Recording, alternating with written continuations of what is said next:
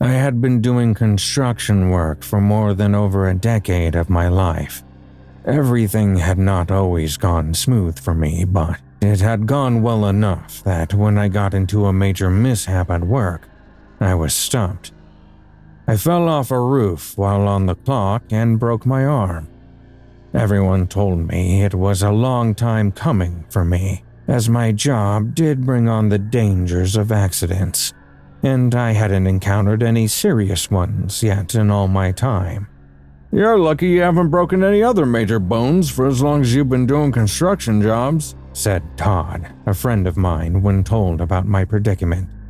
So I counted my lucky stars as he had reminded me to, but the fact remained that I now had a broken arm. That meant no work for me in the near future. So I just gave a leave of absence from my work for a whole 8 weeks.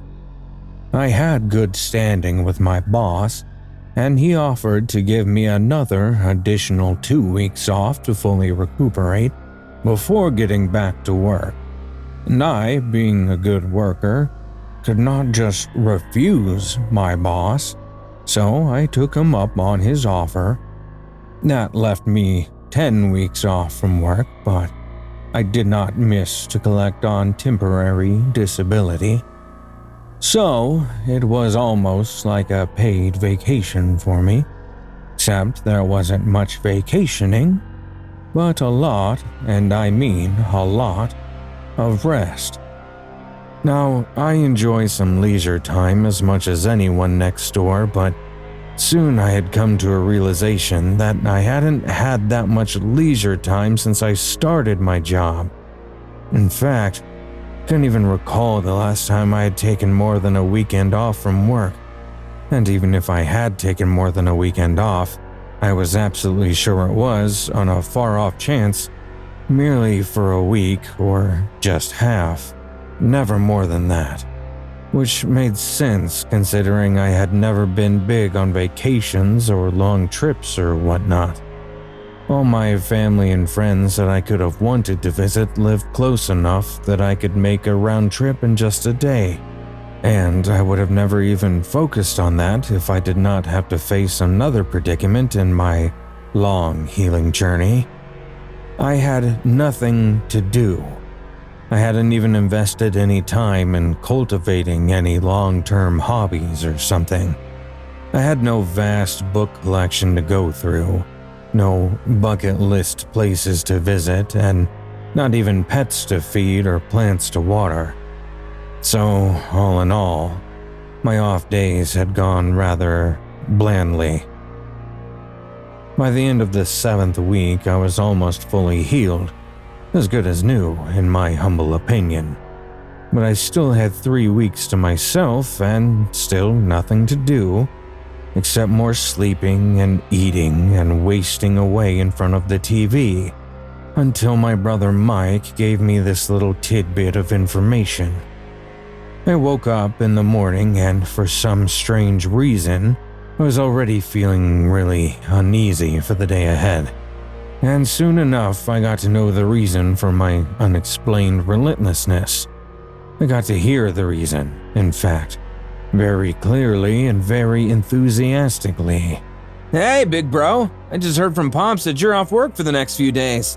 Russ and I got a trip to Beaver Lake planned for us. We'll be by in the morning to pick you up for the next 5 beautiful days in the rented cabin we found online.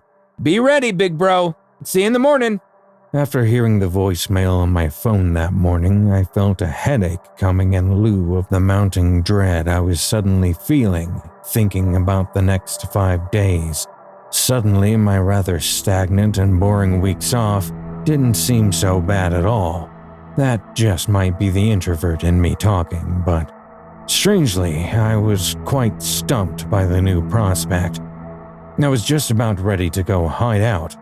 Not for the next 5 days, but the whole 3 weeks, until it's time for me to head back to work, lest my brother make up some other concoction in his head about getting me out of the house and into nature.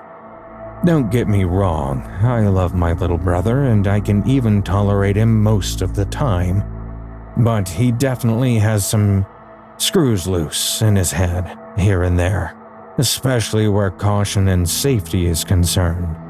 And when you throw in his friend Russ together with him, that's the recipe for disaster if I've ever seen one. Both of them combined are certainly a little too adventurous for me. I definitely don't mind my quiet days too much in comparison. I tried to call him back to try and dissuade him from the sudden inclusion of my person in their adventure planning, without my knowledge, let alone my permission, but he did not pick up. They even left a voicemail for him, but that too got no response in return.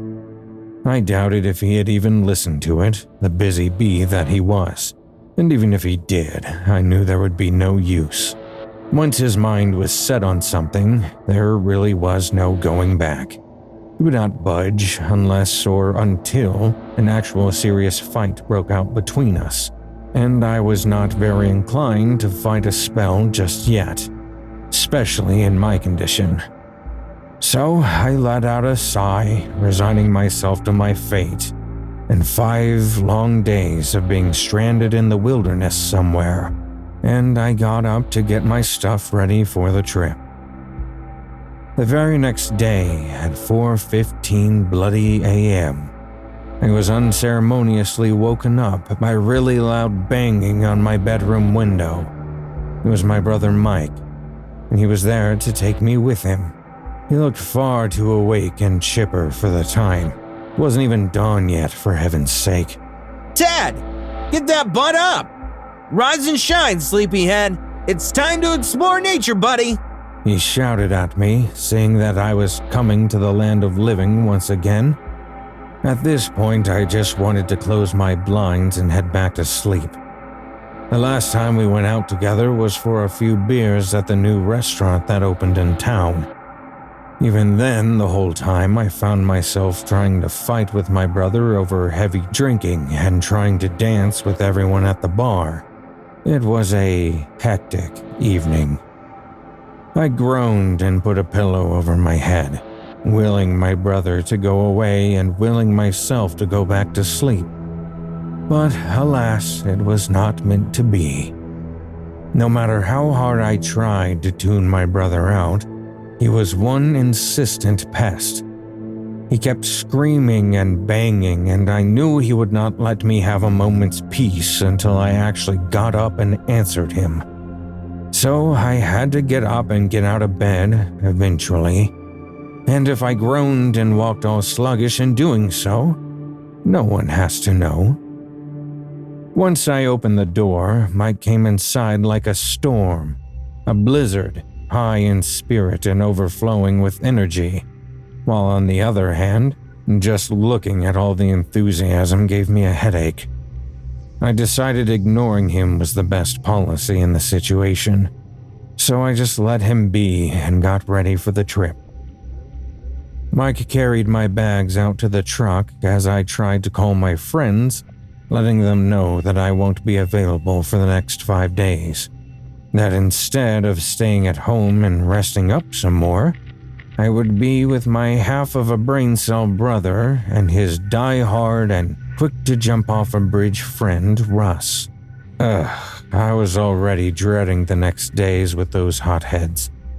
My brother walked over to me and snatched the phone from my hand, not even letting me finish talking, and tossed it into the open closet door. Come on, Ted. We're about to change the way of your stiff living life and pump some live life on the edge feeling back into your fat, bloated body. Mike roared in laughter at his own words, Russ joining him not a second later. They really were 2 peas in a pod, and not very bright ones either.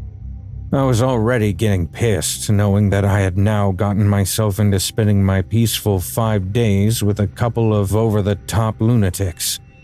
It did not bode well for my blood pressure.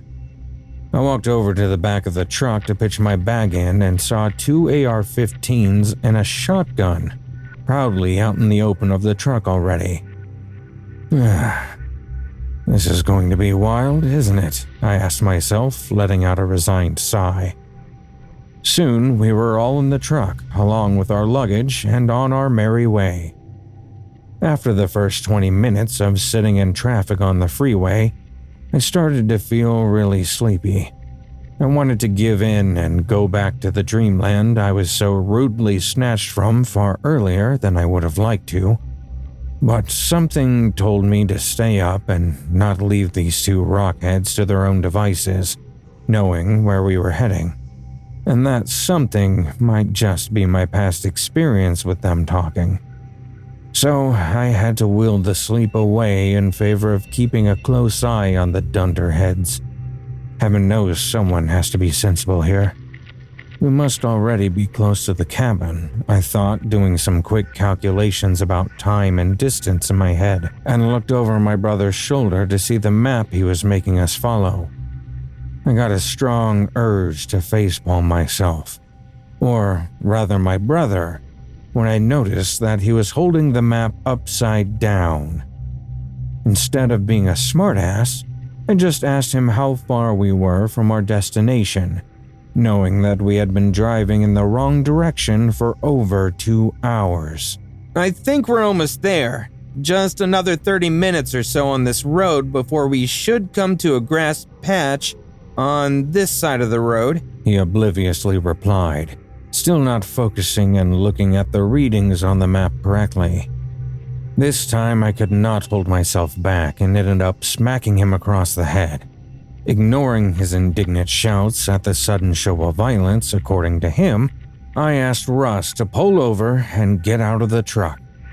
He obliged, and I jumped into the driver's seat and snatched the map from Mike, finally telling them the blunder they had made.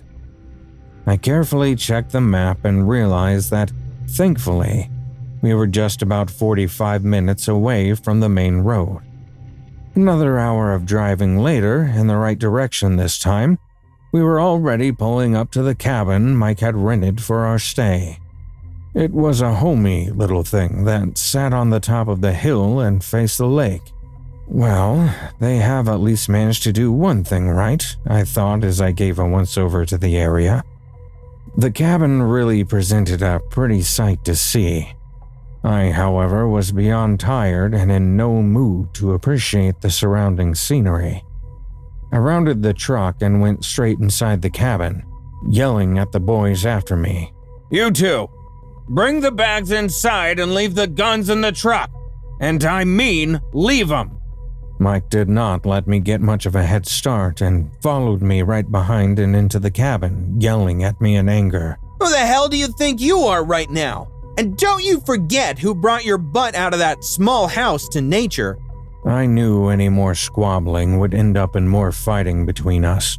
Mike never took it well when told to do something against his will, so I kept my mouth shut and just walked into the master bedroom, not without loudly slamming the door behind me though, and tried once again to get back to the sleep that I had so rudely been awakened from in the morning. Later that evening, I was once again woken up by loud bangs. This time there was no window banging involved. However, there were actual gunshots going off outside. Loud screaming and yells also accompanied the gunshots. It gave me a weird déjà vu. I quickly jumped out of bed and looked out. I could not see anything except a long stretch of woods.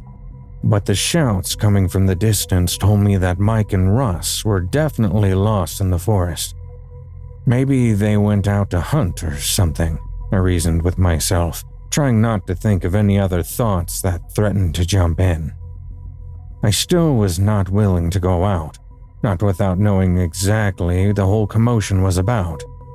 I wasn't too worried because Russ and Mike were obviously armed and very good shooters at that. Better than me, at least.